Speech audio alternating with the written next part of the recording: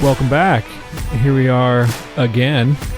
And today I have my office mate on, Mr. Kendall Deas, who is a relatively new friend of mine.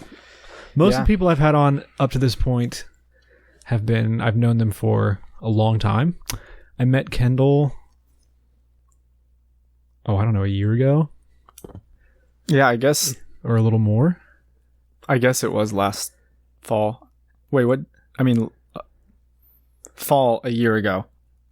This past fall a year ago. Because we both are in the same master's program. Yeah, so it's been about a year and a few months, yeah, I would say, that we've been friends. But really the past year that we've been actual friends, like talking.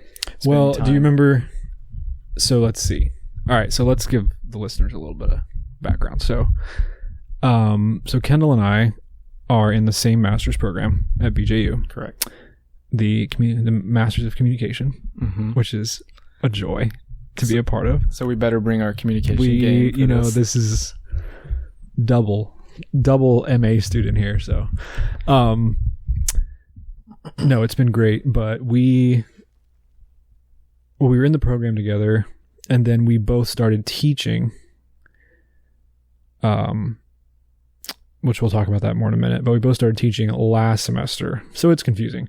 But anyway, we met about a year ago, and it was like one of those things where like I kind of knew who you were for a while, but didn't really get to know you. And then we found out, I don't know, we had some classes. That's what it was. We had some classes together. We had intercultural communication together with Mary Mendoza.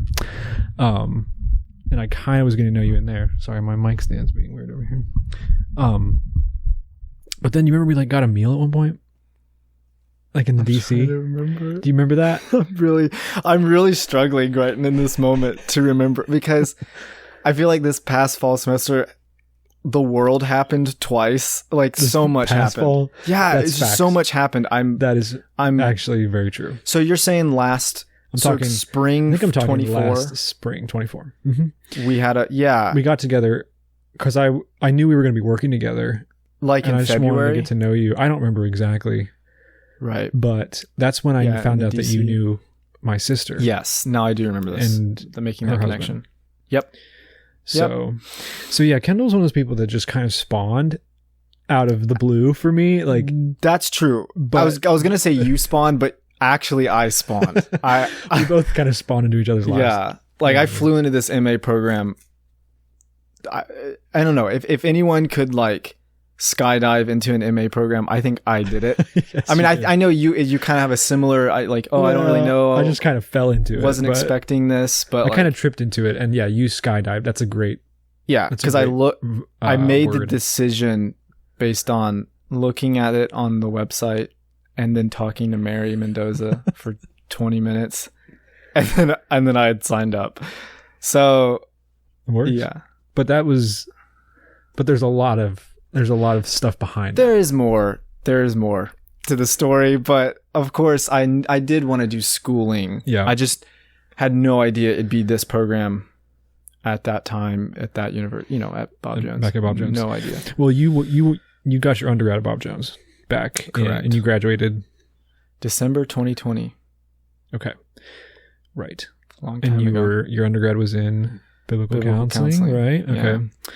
And then you left and went on this whole big adventure, and maybe we'll talk about that a little bit. But but then you came back, and now we both teach speech, Com 101. We're office mates. So I just wanted to ask you about that. First of all, have you enjoyed teaching? Was that part of the reason you did the master's program? And because you knew you were going to have that opportunity, or was that kind of something that happened along the way? No, I actively didn't want to teach. Okay. So I remember Laura Beth Kiersop talking to me about it. I want to say November or October of 2023, like my first semester. And I was like, no, I don't really want to do that. Like I'm thinking I'm just going to pay my way and just do this program. Like I didn't have the motivation to do it. I just thought it was too much. But then when finances got tougher, I started considering it more, but then I was like, can I do this? And then I was like, you know what? The classroom experience probably would be good. I think I had a couple meetings with Dr. Mendoza as well, and just thought, okay, I'll do that, especially if I'm going to have a semester where I'm working for the university but not quite teaching. That was a nice prospect of like being able to get used to what life is like at BJ, like working as a there. Teacher. Yeah, not as like, and learning and the shadowing and stuff like that. And then, I thought that would make sense. And then I think I can do it. But no, I was definitely not planning on it at all. But I do enjoy it. I think the classroom, especially college classroom, brings with it a certain, energy, in the sense that I just, as you know, try to be very real with my students. I'm pretty apparently passive aggressive, according to one student, but that's a little over the top. I am sarcastic at times. Did you get your course evals back? Yeah, that was one. Literally, that was what one person said in the course evaluation. He can be a little passive aggressive sometimes. I don't know. Did you have good overall? Good feedback? Oh yeah. Good. The rest was great. Like then that's what came out. They said like he feels like he understands, relatable, kind of like those kinds of themes. Not trying to toot my own horn, but that's exactly what I was shooting for. But I think I could touch it up this semester with a little bit of toughness, in the sense that like a little more distance would help. Like I wasn't buddy with anyone. There was definitely distance, but I think kind of putting my foot down more on stuff now that I have experience, knowing what I like and don't like about what antics kids get up to. I got a similar feedback, very, very positive all over. A couple people were like, figured out how to control the classroom as the semester went on, which I thought was good feedback. And then I had one person that told me I didn't have any respect for my students, but no respect. But it was just one, and I know who it was, and it's fine. Yeah, and I know exactly who. Yes. Yeah, the person who said something about you. Yeah. The passive aggressive comment, maybe not, but there was one comment about grammar, and I was like, well, I know who that is. It's funny. Yeah, when you teach, like, you get to know your students very well. At least we do, with the size of class that we have, and it's only like 15, 16 students. Yeah. Although 17 students this semester. Yeah, where our class sizes are increasing by one. Although they may not be. I don't know. It's confusing. I thought we had 17. Well, we were looking. Maybe not. Before you joined the call. Anyway, it's complicated. But yeah, it's been great. And Kendall is like, I don't think I could ask for a better office mate, I'll just say. Wow. Because I don't know. Kendall and I, like, I don't know. We just feel like we kind of like we vibe in a way that I haven't vibed with a lot of other people. It's because the thing is, Josh, is that we're so similar. I'm cracking myself up. We're so similar. What do you mean by that? Josh, you just say things and I'm like, yeah, that's either what I was thinking or I can understand that. Nothing you say, I'm like, well, that's weird. What a weirdo. Like, I've never thought that. Like, we definitely have different interests. We have our differences for sure, in the sense of like, we're different people. Yep. But as far as like, I think our way of thinking and philosophies I've told similar. Several people, I'm like, Kendall and I have like the same brain. Yeah. Like, there are things that will happen. But they grew up in different places. Like, totally different. Preferences maybe are different. But like, the way that like we process life, and like, there were times last semester I remember where I would like you would say something and I would like know what you meant. Like, I would like know what you were saying like before you. I don't know. Which sounds cliche, but it's been great. So, well, I appreciate you saying that, and I agree with that statement. I think, like, I want to give it back. You think I couldn't have a better office mate than you? Whoops. No. I want to give you some praise too. Yeah, it's been seamless. With you. It's been very easy, very fun, and grad school is tough. Yes. Like, there's a lot. It's a lot of stressors. Yeah, even under stress, I still like you, and I like a lot of people under stress that we work with, but I'm not feeling like, oh, well, I don't want to go I'm stressed. I don't want to go in the office if Josh is there. That is such, like, so many people experience that I know on a regular basis. Right. You know, and the fact that I don't, because, well, I don't want to. Anyway, you're great, Josh. I know it's a privilege that things are the way they are. Say whatever you want. Yeah, no, it's been great. So very thankful. But let's see. So you went to Bob Jones, and then you graduated, and then you moved somewhere else. And I wondered if you wanted to tell us just a little bit about what you did, and then we'll talk about that a little bit. Yeah, so I got a unique experience, the opportunity for a unique experience. So I didn't know heading into even undergrad, like, where I was going to end up. I mean, most people don't.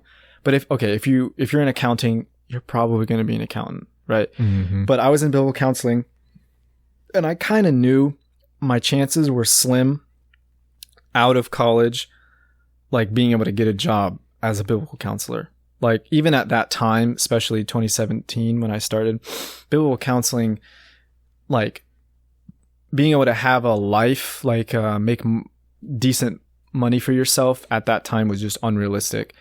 It's grown a lot, but still there are not that many churches or institutions that can fully support a full-time biblical counselor. Right. It's just unrealistic, right?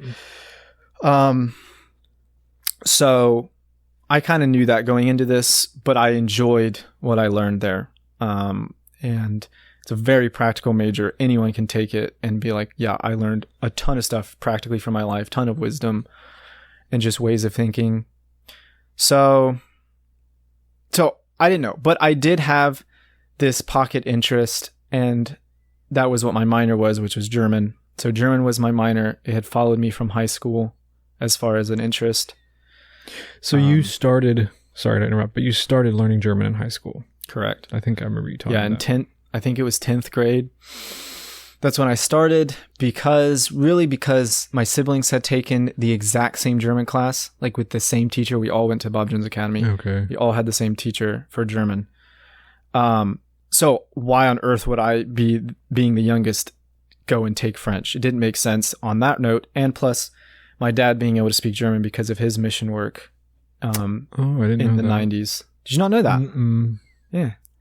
Cool. So okay. he was making more sense. He and my mom were missionaries to Germany from 91, 92 to 96. So 5 years or so. And that was before I was born. All the other siblings, though, had some experience there, just a little bit as kids. My oldest sister the most, right? As a 9, 10, 11, 12-year-old at that time.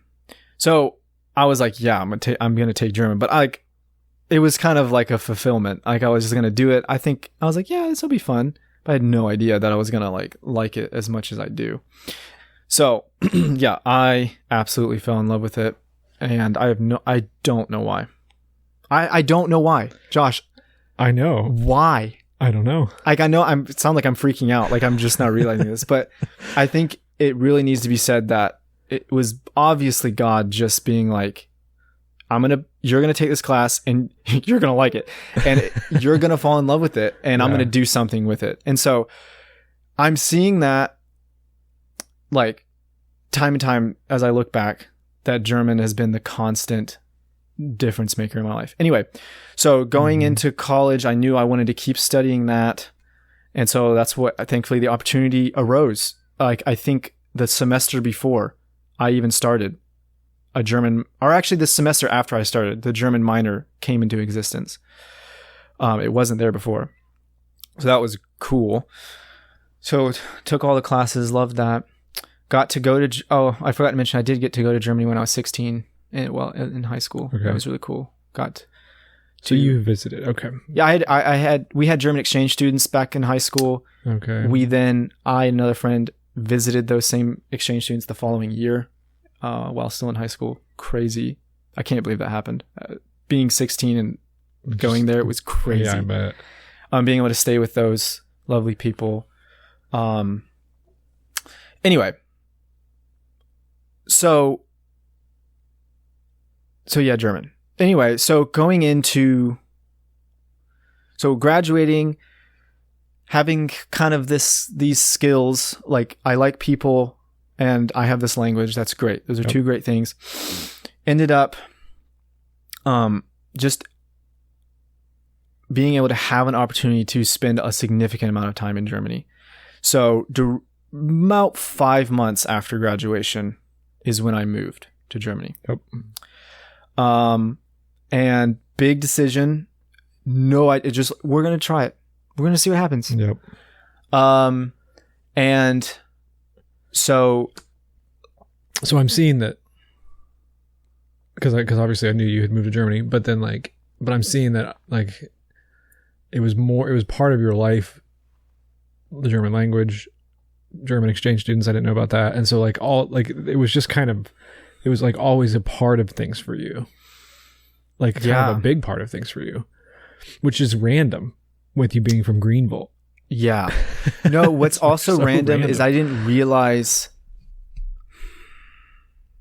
I'm going to try not to sound like prideful.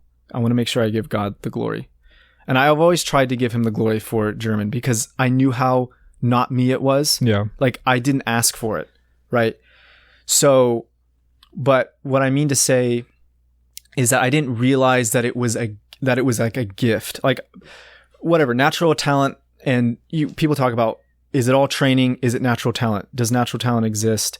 Or is it, can anyone learn anything? And I think it's obviously, like with many things, it's a mix of both, right? You're talking about the language. Yeah, I'm talking about language skills. So, but even in general in life, like people sometimes are dispositionally good runners. Like they're just, hey, I have the genetics to do this, but I need to train. Other people are like, I don't really have the genetics, but if I train, I could get a lot better. So it's obviously a mix of both. Right. So my dad is very skilled with language as well, English and German both. He's a grammar head. Like that's how he thinks. He's more analytical than I. Wow. And so that's pretty analytical. Yeah. to a fault. Sorry, Dad, but it is to a fault. A little bit. But so I didn't realize though until I went to Germany that I realized it was like a gift. And what I mean by that is like, okay, I had studied it and I felt competent to an extent, but then living there, it was like, holy, like, this is a challenge, first of all, because, and I've thought so much about how people learn languages. And what I've come to realize is that when your brain, and Jewel knows a lot about this too, when your brain is put under stress, you learn things quickly. You want to relieve that stress and figure things out quickly. So, but I say quickly and people are like, I feel like I've been in this country forever. Like if you're living abroad right now, or maybe English isn't your first language, you're like, I'm not learning this. Yes, it's not just stress though, is it? It's a stress and a motivation to improve and to integrate. So going there, I had a high level of motivation because I was stressed, to learn it more, but also I wanted to be German. Like I was going to integrate and become incognito in this country. I saw it as an opportunity to kind of move away from what I'd always come to know. Why? What was the motivation for that for you? Well, a lot of it too was like, I was getting to know the culture even just through my studies and connections and people to an extent pretty well. But I was like, man, it seems like, I bet like life I knew was going to be different there. Yeah. But I just was really interested to try a different way of thinking when it comes to like life, the way Germans do life. And so when I got there, I realized I started to like their way better. And so, but it was to a fault because I then started to be like totally pro-German everything. Like America is stupid, right? Living abroad superior, or like the way Germans do things is better. And but that's not a good way to think. Right. That's not how the world works. One is not better than the other. So I kind of liked the idea of like creating a brand new identity and just like I didn't have any vendetta against America, but I was just like, I just felt I had superior, like I had this inside knowledge and experiences now that I was gaining. Be like, but I'm saying all this, but it was freaking hard. Like it was so scary. Just going anywhere was like, you train to go anywhere. You're like, okay, this is what I'm going to say. You rehearse it. You're stressed, and But that's how you learn. That's how you learn. But so what was it like? So tell me about like how is Germany different? These things that you say, you know, I got to a point where I was just like Germany's just better in every way. Well, like what are those things that you were enjoying so much? And to be fair, like I don't think that anymore. Right. So before I say anything else, I love the United States. And Me too. I love Germany. Okay. I can't say the same for Germany, but it's good. Well, it's good. I've never been there. But yeah, just talk about like what it's like and how it's different. I couldn't believe how different a Western country could be. Like it's crazy. Like when I came back to, I would always tell people, I was like, so like, you know, what are some similarities and differences? And I would find myself saying, honestly, it's easier to think about not in how Germany and America are similar, but how they're different, because everything is different. I would tell people frequently, there's not a single part of my life that didn't change when I came back to the United States. Not a single thing. So what's different? Okay. Let's just land. Let's picture you land at the airport. Okay.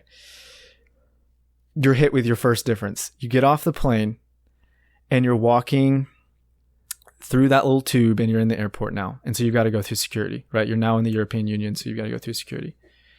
So you know how in America, like I'm an American going into America, so maybe it's different. But like when I come back to America, they're like, there's this friendly guy, you give him your passport. He's like, hey, welcome home. Glad to see, whatever they say. No, you walk up, it's like you're in the border crossing to the Soviet Union. It's like stone cold, like these people, this woman or this man is looking at you and they'll say something in English.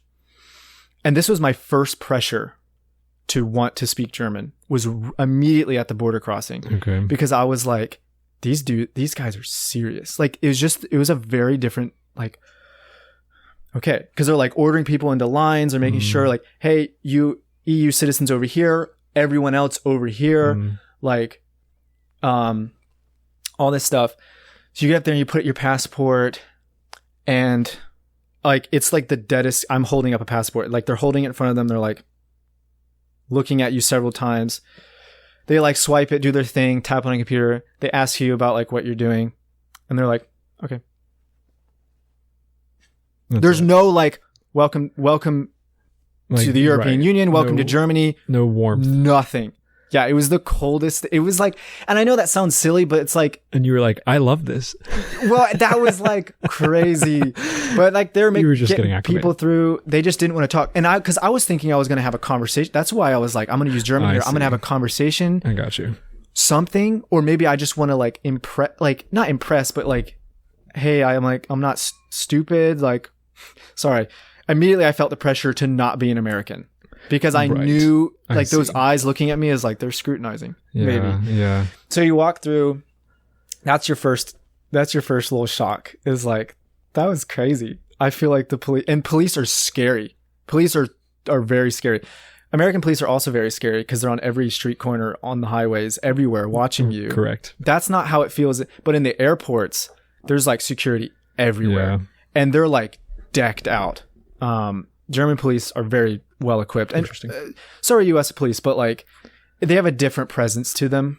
They feel like everyone looks like a SWAT team member. It's very strange. Huh. Anyway, so then that's good. So then now everything's in German immediately. Right. Now the airport's a little forgiving, but immediately, like when you get outside the airport, you know, all the signs are changed. Everything looks very different. If I could describe it, everything in a German city everything, at least in Frankfurt, like that's a big city. Everything's kind of like gray or blue or like just very stone feeling. Well, so I feel like here, our cities are just incredibly large and diverse and like just kind of, it feels like a bunch of things just smashed together. Like that's what I often think when I'm like in, you know, Chicago, or even Greenville can be that way. It's just a ton of stuff, just tons of stuff. So is that how German cities are, or does it feel like different? I don't know.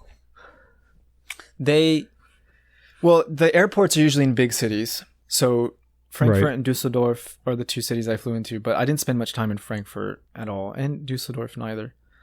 But you feel like it kind of feels like everywhere is an airport. Because airports, right, when you walk into one, they're nice, most of them, but they're very well organized, right? There are places to go, there are places not to go. There are signs to read, there are signs not to read. And it's like when you walk out into the city, it kind of feels like that too. There are lots of signs. Okay. There's lots of seeming order, but you don't know what the signs mean yet. Yeah, right. Because there's no words on any of, especially the traffic signs. There's no words on hardly any of them, because the European Union uses this system European-wide of signs that everyone kind of gets used to and knows, but you have to learn them. There's no words. So it's like symbols and colors? Yeah, for traffic, mainly for like traffic reasons. Now there's obviously signs for cities, like words on them, or like, but like, yeah, America, I discovered, loves words on their signs. Do not enter, one way, right? That's interesting. Like there's none of that. Yeah. Okay. A one-way street is a blue arrow going the direction you're flowing. Okay. Now, sometimes they'll be explicit and say, yeah, this is a one-way street. Okay. Because they don't want any crashes. But do not enter is just like our do not enter sign, but without the words. Just has like the X, like the red, whatever. The red and white situation is. Yeah. So yeah, you're faced with that. With if you walk, and if I didn't have people that picked me up from the airport to drive me, I would have noticed this even more. If I had to go take the train immediately to where I was going, that would have been a real culture shock. But thankfully, I didn't have to do that then. Of just like, okay, where do I get a ticket? How does public transportation work? Where do I go? Don't cross on a red light. Do not cross the road at a red light. Like, don't do it. I learned that very quickly. Like, everyone stops. Like, there's like 50 people. Wait. You're all like it's like a throng of people, and you're all walking on the sidewalk, and you get to a crosswalk, and it's red, and there's no one coming. Every single person is standing there. You don't go. Yeah. Because like here, it's like you look in and you're like, I think I can make it. Yeah. I do that all the time. It's like they even have a phrase. It's hilarious. They have a phrase that they will yell at you. I've had this not happen to me, but other people, that if you're, and it's usually foreigners, no German citizen would be caught dead, and that's going to be funny in just a second, would be caught dead crossing on a red light. Okay. Right. If it says don't go, don't go. Right. But some foreigners, including Americans, will do this. And so Germans have this phrase called, it's called Rotgänger, Totgänger, means red goer, dead goer. And they will chant this at you if you cross. Or if you've just crossed and the other person's passing by and notice that you just crossed, but they're not crossing the street too, they will notice your sin and be like, yeah, Fußgänger, or Rotgänger, Totgänger, and tell you that. Make sure you know that you could have died. I don't know, but that's a very, Or they'll just yell red at you, like, Rot, like, can you not see? It's red, like, don't go. Do Germans drive as much as Americans do? No, definitely not. Because I've heard they love their cars, though. They love to. Well, right, because German cars are. There's a lot of enthusiasm behind driving, but there's a different attitude behind. Because I know I've heard before that, like here in the U.S., oftentimes things are just more spread out, so we just have to drive more often. But we also just drive everywhere, and we're just all very used to that. But people, I don't think anyone likes to drive. Here? Everywhere as much. I think people like to drive. I like to drive. So I don't but I don't know if like in Germany, because I've heard that in Europe people don't like, it's more common to use other means of transportation for distances. I don't know if that makes any sense. I guess what I'm saying is about the not liking to drive is like, people will go for drives and enjoy it here in America. And people, I think in general, probably will like driving, but I feel like it's a different kind of like. For like, if you're a German, I think it's like I get to, and I'm going to in this manner, in like a very specific manner. Like, I guess what I'm talking about is when you look at, what's funny to me is if you say, well, I like to drive.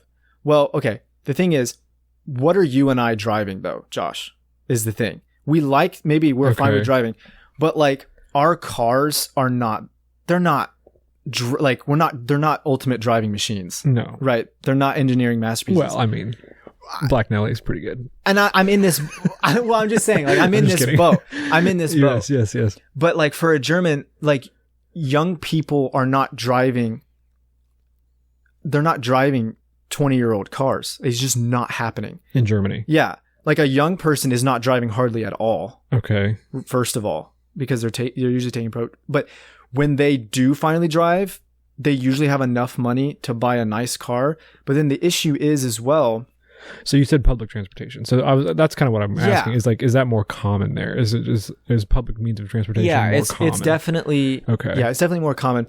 But I guess what I'm saying is like when you get a car, you get a car. Okay. And when you drive, you're driving, so and you're going to enjoy it. It's like a bigger deal. It's going to be an efficient, fun, like pleasurable experience if you're going to be driving. See. And it's not only do they want to do that, but it's hard to not have that experience because every year your car has to be checked to make sure, like there's a sheet, and every year you have to get a certification and it's stamped on your car for emissions and for how it looks and make sure that it's running well.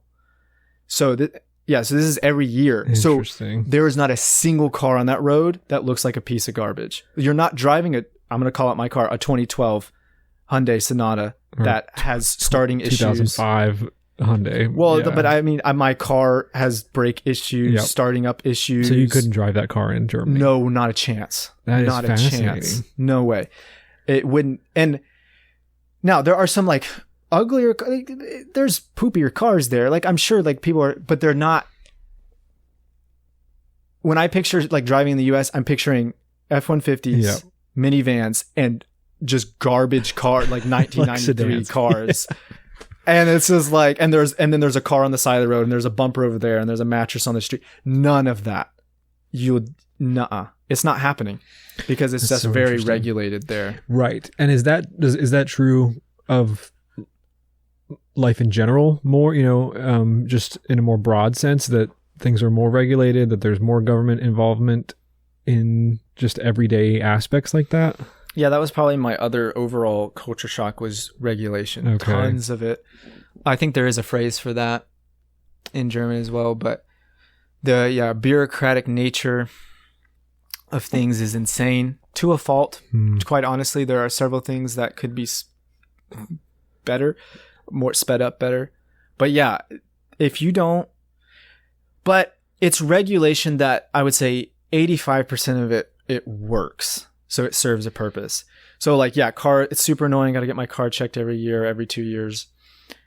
That's annoying, but it's awesome to know that everyone's driving a car that's up to speed.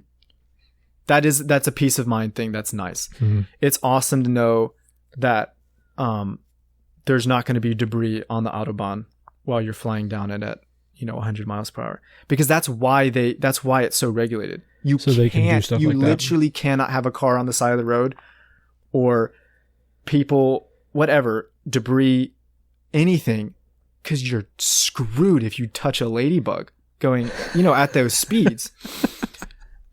Right? So, you just can't have that. But I interviewed. Is the Autobahn the one that doesn't have a speed limit? Yeah. Okay. But I interviewed a German about this, and that was one of the things that he said. He's like, I do enjoy driving because he lived in America. Yeah, I enjoy driving in Germany so much because it feels like a Formula One race. Like everything is where it's supposed to be. There's no like surprises per se, except for like construction and stuff. But you're very well aware of that before you come up on it. Well, that's the thing, is in the US, it's like driving is such an everyday thing that it just becomes a common, it's like we just do it to get anywhere. I mean, like the thought of walking to anything or using public transportation, we just don't do that here as much. I mean, unless you're like, I think, you know, if you're like in the middle of the city, then maybe there's more public transportation, but most people just driving is not like a special thing. It's like, it's just a major part of life. And and I didn't do any driving at all for the whole 2 years I was there. Really? I drove for 2 months of that. I had a car for 2 months of that. Interesting. Everything else was either people driving me, public transportation, or my bike. Where did you live? In a honestly a really small town. Very small. Germany's smaller though than America, so like being in a small town doesn't mean you're forever away from stuff. Right. Right. If you're stuck, you know, in the middle of desert in the US, you're screwed. Right. Right. Or if you're in the mountains, you're screwed. And that's fine. That's just how big it's big. But you're not that far from a bus stop or like the next city, you know. So I was about 45 minutes away from Cologne, and that's something that is another like thing of trying to explain to people like where Americans love to ask, and I'm an American too. I'm not looking down on you guys. Thank you. But they love to ask, well, where in Germany were you? And it's like, I'm always like, if I give you an answer, what are you going to do with it? Like, I don't know what to tell you. If I say West and East Germany, does that tell you anything? Are you familiar that there's a West and East? I'm not thinking people are dumb. Like if I say the Rhine River, does that help? If I name off, you know, Dusseldorf and all these countries, these cities, does that help you? Does Cologne say anything to you? Okay, how about this? And so I basically landed on this. Okay, so center Germany, far west, pretty close to France, but not quite. About an hour and a half away from France border. So that's on the western side. Yes. On the western side, there's a big city on the Rhine River called Cologne. And it's a city that people are like, no, I've never heard of it. But as soon as I show them a picture of Cologne, they're like, oh, it's probably the most famous city in Western Germany because it has this massive church with 2 spires and this grand bridge and the river right in front of it. Okay. And if you've ever looked up a picture of Germany, it's one of the first 5, besides like Berlin or Munich, this city is like the 3rd on your list of like famous cities. But just no one's really ever heard the name, like put 2 and 2 together. Interesting. Like Munich and Berlin, people put 2 and 2 together. Like that's where Oktoberfest is, and Berlin is obviously where most of the Cold War happened. Right. Obviously, you know, Berlin's huge. But okay. But they're nowhere near me. Like so, Berlin's far east Germany, Munich's far south Germany, and Cologne's far western. So it's the other. It wraps up. Gotcha. You know the other. So, but 45 minutes outside of that huge city of Cologne, and in a very small town called Marienheide, which literally means Marie's bush. The bush of Marie. That's what it means. A Heide is a bush. Close by was Gummersbach, which whoever Gumma was, he had a river. That's what a Bach is. Bach. So his river. Okay. This guy. Did they name all their stuff like that? Marie's bush and Goomer's River. Kinda. That's so although Cologne is a French name for the city. Right. But you're right there next to France. So that bled over somehow. France used to own that city. They took it over a long time ago, and that's why. We got to take a break for just a second, and then we'll come back. All right. So you were saying? So again, at Marie's Bush, right? Name of the town. Right. Back at Marie's Bush. Okay. So super tiny town, but that only accelerated my, like what we were saying, the desire to integrate. Because if you're in a small town, like it's really easy to stick out. You can't just like get away with not like communicating, because if you're in like a big city, Cologne, you can get by like, hey, I take the train, I go to my work, I do my thing, I go back to my apartment, I don't talk to anybody. But you just like can't do that in a small town. It's just not going to happen, because there are a lot of things that they don't have that maybe a bigger city would just have that amenity or have that thing where it's like, oh, I don't need to talk to anybody, I'll just do this. That being said, Well, let's see. So when you say a small town, how small are we talking? Like 3,000 people. Okay. In the town. And then Gummersbach was like about 15 minutes drive away. And that was a little bit bigger. That was more like about maybe like 10,000. I don't know. So yeah, kind of a rural feeling, but like a German small town. Think of it literally like it is a village, right? You have a church, you have a bakery. It's like very centralized around these core things, and surrounding houses sprawl out. And anyway, so living there was like, that was a huge culture shock. And that's what made it unique. That's what a lot of people don't get to experience. But I think that aided in my desire to integrate and to be German, because like I was going to be a part of this community, right? I didn't want to be seen as like a foreigner or anything like that.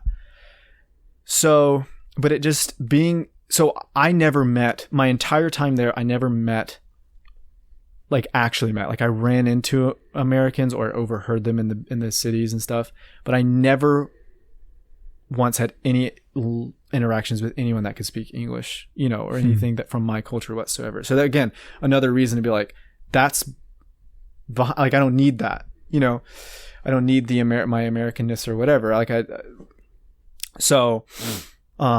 worked at a church there, worked at an electronics company there. And this was just everything always completely in German. Worked with old people at the church. So good luck, right? No chance for English there. That was my job to... What did you do at the church? So like working with the senior citizens meant that I was kind of responsible for their activities, getting them together. So we would meet together, me and the old ladies and old men of the church, for like coffee and board games. It's fun. I would do their devotion bingo? time. No, we did sorry, which they call sorry. Dude, don't aggravate me. That's what it's called. How do you say that in German? Mensch, ärger dich nicht. Actually, it's technically, literally, it's like, bro or man, don't aggravate yourself. Like, just chill. It's literally what it is. Like, don't get upset. Don't upset yourself. That's funny. Instead of sorry. Uh-huh. Which is it's the same thing, just very, very literal. We would play that a lot, and we'd play Rummikub. I don't know if you know Rummikub. I've heard of it. I haven't played it. Dice-like numbers, and you got to pair up colors and numbers together. It got very competitive. Did you get paid for this? I did. Yep. I did the hedges for a little bit, but that was like my first like introduction into the church. Like they had that for me, and then the opportunity to lead the seniors came up. As well as work. I worked pretty closely with the pastor on other things that he had going on, other initiatives, and with the youth pastor. I was everywhere. I helped with the technology a little bit and the stream that they were trying to get up and running. I had this one job, I remember, where I had the pastor wanted to do a questionnaire to all of the members. Okay. And I had, after COVID, he wanted to see how the health of the church was, what people wanted, because the numbers were low. Right. So I went to like 20, 30 houses to have interviews with members of the church. So I'd bike over to this house, like I'd send them all letters that I was coming beforehand, and then I'd show up on that date if they could call me if they couldn't make it or whatever, or set up another day, and I'd show up at their house and sit down with this random, German or this couple in their house, and just have an interview on behalf of the church and just talk to them. It's like you were doing like the comm masters before you were doing. Yeah, it's crazy. Like it was qualitative stuff. Yeah. Yeah. So that was crazy. That was a crazy cool. Especially if you're not like, it's like you're talking about with the language. It's like you just have to do it. You have to figure it out. Yeah, you have to do it. You're just thrown into the deep end, kind of. So again, all of this is, and so yeah, I'm getting to know, and so again, another reason to be like, I don't want anything to stand in the way of me and these people.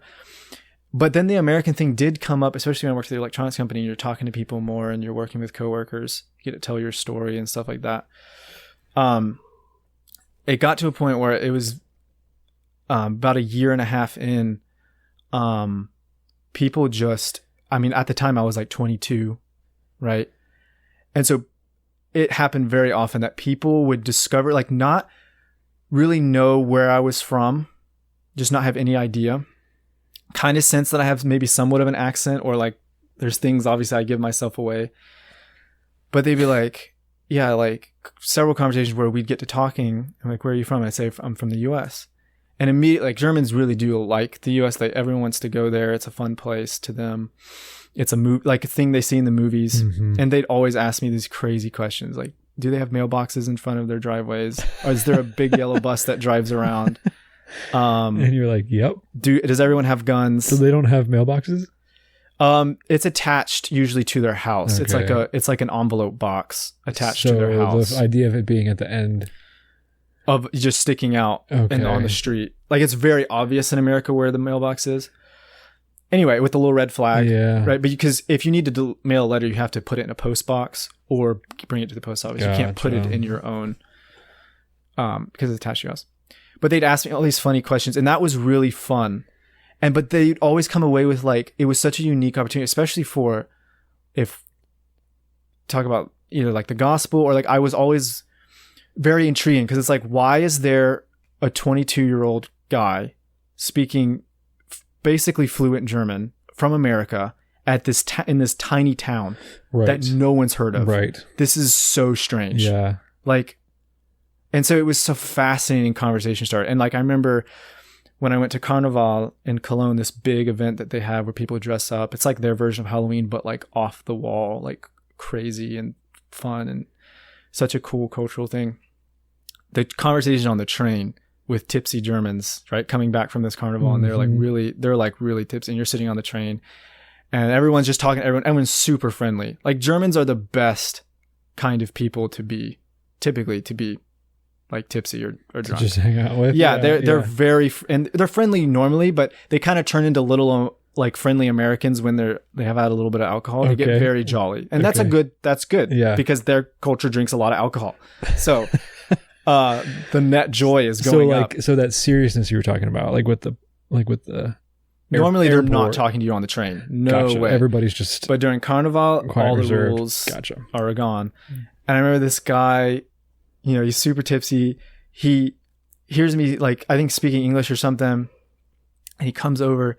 He's like, hey, where are you guys from? And I answer him in German. I was like, oh, it was me and my brother were there. Like, my brother had come to visit. And I was like, oh, yeah, we're from the US or whatever. And he's like, no, you're not. I said, yeah, we are. He's like, no. And then he's like, does your brother speak German? I was like, oh, not really. But like, he's trying his best. Like, he's learning. And he looks at my brother and he's like basically tells him, he's like, I don't even remember what he said, but he was just like, he's a German. He has to be. I said, no, I didn't. And I told him, he's like, okay. So this big guy sits down in front of me. This big German guy sits right across from me. You know, the seats face each other on the train sometimes. Okay. And he leans into me. I was like, this is the closest I've ever been to a stranger in Germany. Like, this does not happen like this. And he's like, tell me your story. This has got to be a good story. And so I did, and he loved it. And the whole train is silent. Everyone is looking at me. And that was be like a celebrity. It was crazy. It was just such a wild like that thing. Would never happen here.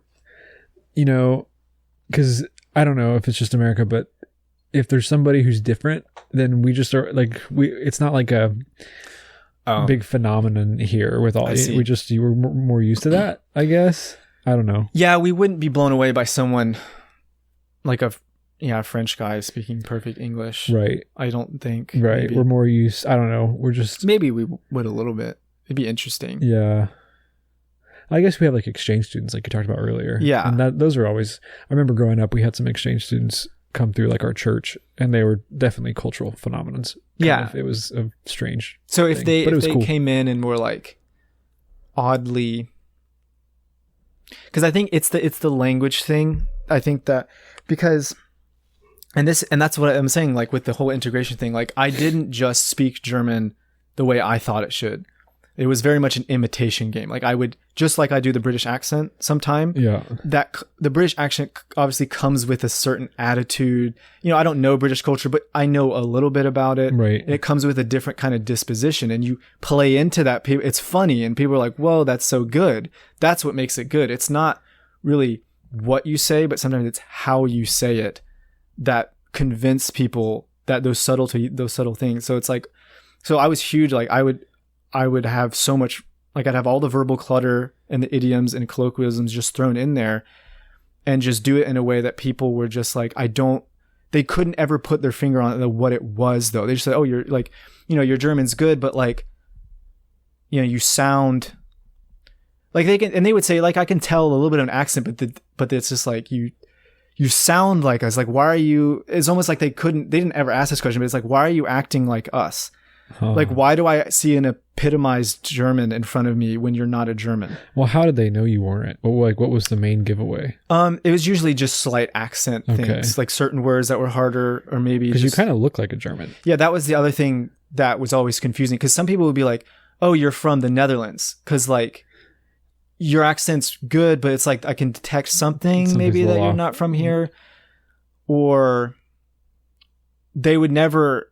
And again, that's the other thing is like what got the story going is like I would tell them I'm from, South Carolina, and they would kind of know where that is, but it's like, yeah, but like from the South, like the deep South, and everyone knows what that's like. And of course, the next question was, do you guys have guns? We talked about guns so much. That topic came up so many times. Are guns pretty regulated? Oh yeah, I'm sure they are. Yeah, very. It's very. If someone found a gun at any point, it'd be a scary situation. It'd be like, we need to report this to police. Like, why is there a gun here? Like, if you find it in the forest or on the road or in your house, it's like very stigmatized. Like, why do you have a gun? Unless you're grandpa and you have a gun on your wall because you're hunt. Well, you can't do that actually. It needs to be locked up. But if people know, like, this is grandpa's house and you see his rifle, okay, no one's going to freak out. Gotcha. But if, Susan has a handgun, just like you're just wearing it around. I can't explain to you how like Susan is working for like the cartel. Susan is a drug dealer. Susan is bad. Stay away from Susan. Strapped. Yeah, because she has a handgun in her kitchen or something. Like, just it would blow. It's just crazy. Yeah. So it's contraband is what weapons are, more than anything else. Yeah, that was a different kind of get their way of thinking. But yeah, it was just a weird experience, like I said, to be just a young American in Germany, in that town, just in those circumstances. The old people at the church is just like, there was no category, because old people are very stickler, like, muss Deutsch sprechen. Like they need to say, like, you need to speak German. If you're a foreigner, you need to learn German. Like they're kind of, that's how.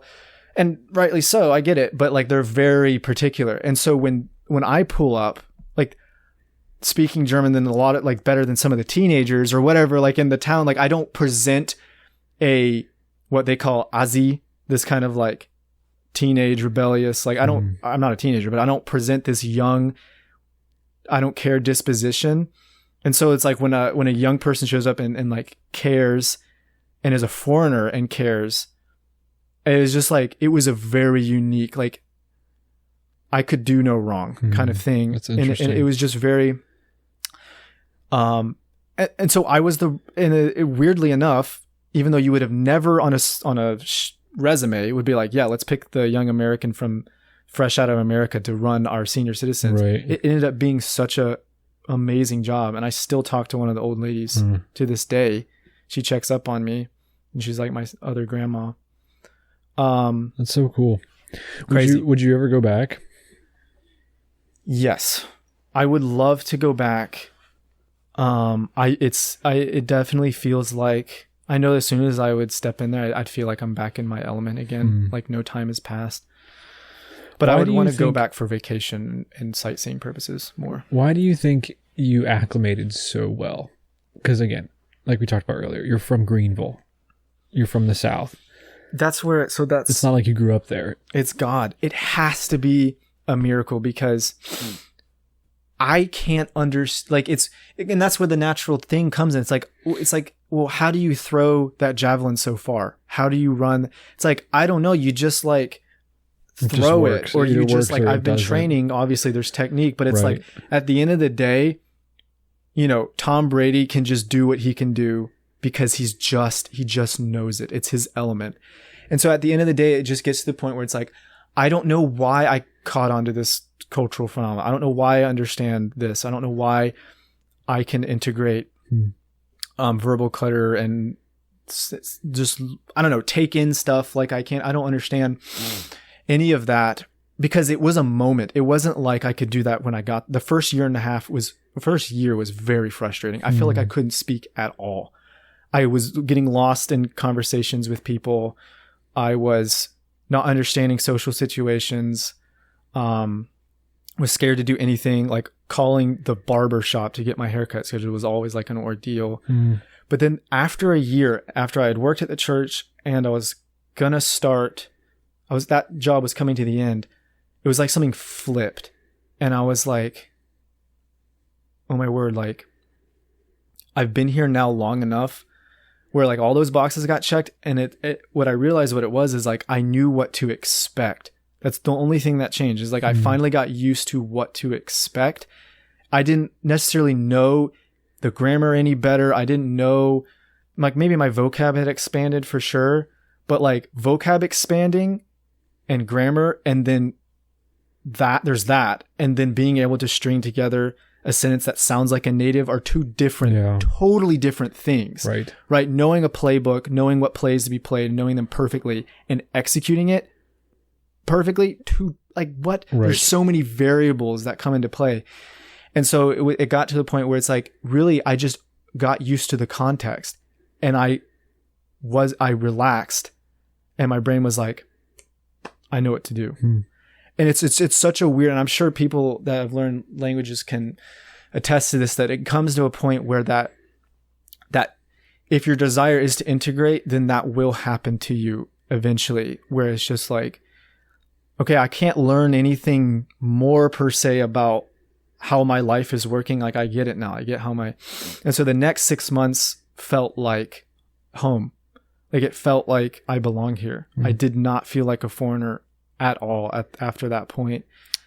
And that was strange. And people could tell I felt comfortable. Like they really could tell, like, you know, you're just not just like I'm different, but it's like, again, just like couldn't understand that I was happy, normal, and here and loving it. And this is Marine Heide, like who are, you know, like life is life. Like I go to work and I go home but you're here enjoying my culture and enjoying just doing life. And that took about a year to get there. Yeah, for sure. Well, I was wondering this earlier, how advanced would you say you were in the language before you even moved there? Like, were you... That's what's so weird about it. It's like I had taken every class, done everything I could at the university to learn, and had some native, like speaking with natives and like learning about the culture, but like nothing could prepare me for ordering something at the bakery. Like you just, because this is what happens. You order something, but you don't know what they're going to say. Yeah. So they say instead, and this is very easy to picture. It's like, instead of saying, is that all? The American might say, you know, is there anything else? Would you like anything else? But they mumble it and they say the word else, and you weren't expecting that because you were expecting, do you want, you know, something, or like whatever. You were expecting something different, but they said that instead. Yep. And you're like, and so your brain, you're immediately like, I didn't understand that. Yeah. But what I learned is, no, you did understand that, but because you weren't expecting it, your brain kind of rejected it. It was like this wall. Subverted expectations basically are like walls to your brain's ability to process things. And so that's what I was saying. As soon as those expectations stopped getting subverted and my brain relaxed, everything that I had known and been learning up to that point all just clicked. And it just fell into place. Like the puzzle and all of its pieces were hovering. And as soon as I realized I could relax, they all just fell down into place. And I know that sounds like kind of whack, but like, no, it makes sense. It really was. It's just interesting that it took a year. It's different for everyone. It just takes time. Life just takes time. And I think we often want things so quickly. And obviously there's a huge difference between going over to Europe, going anywhere, taking a trip for a week, you know, taking a mission trip, and then going and living somewhere. Obviously that there's just a totally different experience. And that's just something that most people haven't done. Well, just like teaching. I mean, nothing could have prepared you for teaching. Right. You could have learned all the books, all the things. But now that we've done a semester of teaching, Right. you're just able to relax, and then those things that were hard they just happen. Right. That's a very good example. And you're like, because like that first day, it's like you don't know what's going on. I can't do anything. Yeah, I can't speak. I can't think straight.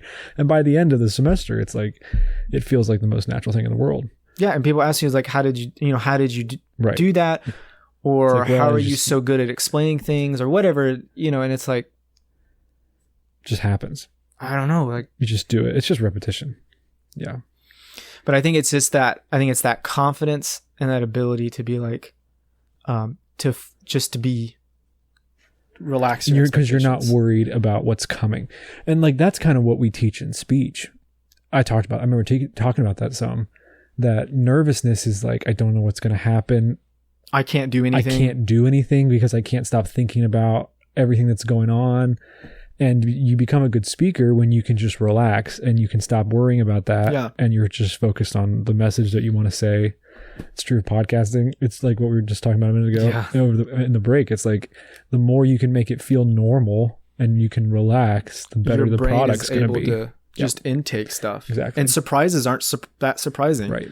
Like, if, you're giving a speech and like something happens with your PowerPoint, you're like, well, that's all right. Like you'll work with it. But then it's like, but that's okay. We're going to keep going because you just have that confidence. Right. And people are like, whoa, he's so good. Right.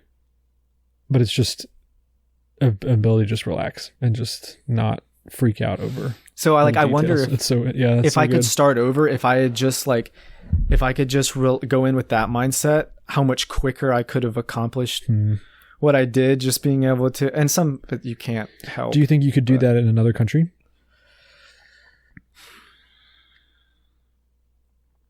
With a new language? Yeah. I've thought about it. I think so. I think definitely I could do it. Probably faster because since you've done it once. Yeah, I agree. I think if I start, especially if it took a stair step, like what I wouldn't do is do Mandarin Chinese. I would do another European language like Dutch or, Norwegian or something from the Germanic family. Mm-hmm. And then from there, because that's weird and that's different, then maybe try, if I did that, would then try a romantic language. And then I think it's definitely possible. It's just, again, the motivation though. I wouldn't do it unless I was motivated to do so. Had a good reason to. And I think, and I've thought about this a long time. I was looking into Dutch for a while, and it is extremely simple, even compared to German. Really? So it's really a step down. But see, Dutch is in my roots on my mom's side, so I've always been curious about it, but I don't know anything about it. It's way more similar to English than German is to really? English. Yeah, it's like some words are just the same. But yeah, the thing is about Dutch as well, their accent, even though it's still kind of harsh, is it sounds like English. When I heard many Dutch people speaking, it sounds like an English person, like, and you're like, oh, they're speaking English. And then you listen closely, like, oh my word, they're not. Because their cadence, their relaxed nature, the rhythm and everything. We have a very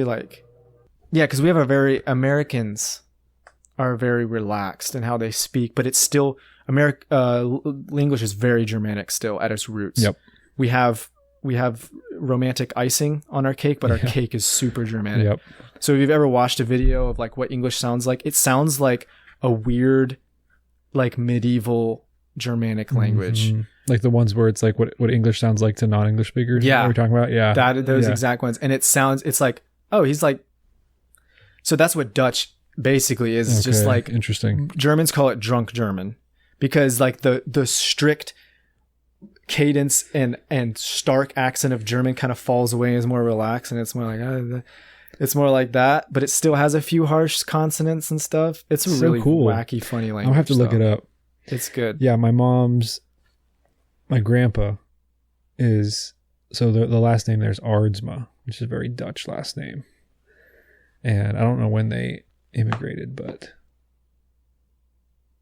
I'm like a quarter Dutch and like a quarter French on my mom's side. I have no idea what I am on my dad's side. It's a big, it's like a Just a bunch of mutts. That's what my dad always said. That's so flattering. Yeah, I know. But anyways, well, that's really cool. You should, you should look into Dutch. I might do that sometime. But yeah, so we have one more semester to go, and then we're gonna get this degree and fly away. Try to figure out a life. Yeah. But no, I am thankful. It's been great, and teaching's just been a joy for me, and I think for you too. And love the students, and it's been a great experience, and love our classmates.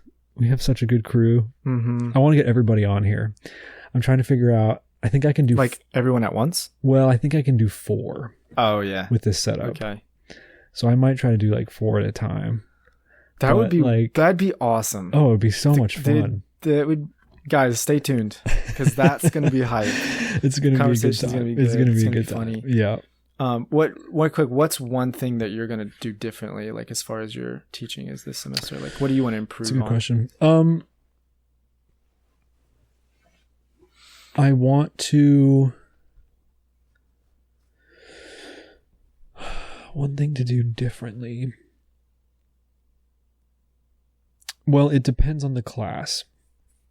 So there was one class that I had last semester that was great, and I loved them. But as the semester went on, they got very comfortable and just very comfortable with each other. And I struggled with classroom management towards the end of the semester. I think I talked to you about that.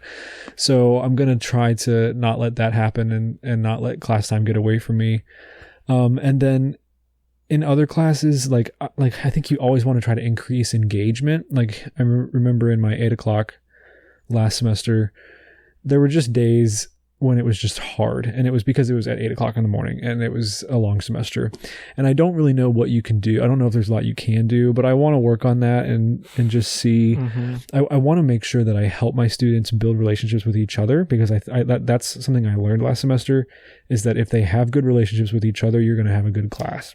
That was mentioned in my course eval too. They were like, I like the stuff we get to do together. And well, we took out that one group activity, and so there's not going to be as much opportunity for inter-student You're talking about engagement. The group speech? Yeah. So I need to find ways to make sure that they get to know each other. I think that's really important for classroom environment. So I need to focus on that. But just the fact that my lessons are done and the PowerPoints are made, bro, and we're teaching all the same stuff again, that is a blessing. Huge difference. We just added like 5 hours each week to my week. Not 5 hours, but like a couple hours last semester. To each of my weeks. Because you better believe I was flying in at like 7 a.m. to work on a PowerPoint for 30 minutes before. Dude, Kendall would do that. I usually tried to have it done the night before, but Kendall would come in and be like, so what are we teaching today? And then he'd be like, all right, let's go. And Julia would be like, oh my word. And I would be like, so I think it's this. And then Kendall would be like, got it. And then he would go do a great job. No, but that was halfway. I was prepared. That my PowerPoints lasted from like to the halfway point, and then I was flying in at 7 in the morning to do that. No, you're good at it though. So you're good at winging it. But that's your superpower. I'm good at winging it, but that doesn't mean I should be doing that. But there won't be any winging it this time. I can't. I've already done it. You've already once you've done it, once you wung it, you can't wing it. So once you wung it once, you can't wung it again. Yeah, no, it's going to be good. But yeah, I'm excited to graduate. It's time to move on to the next thing. It's about time. But to adult. Yeah. But we'll get there. So, all right. Well, thanks for coming on. Thank you for having me. That was a good conversation. It was great. Thank you, Josh. Bye, everybody.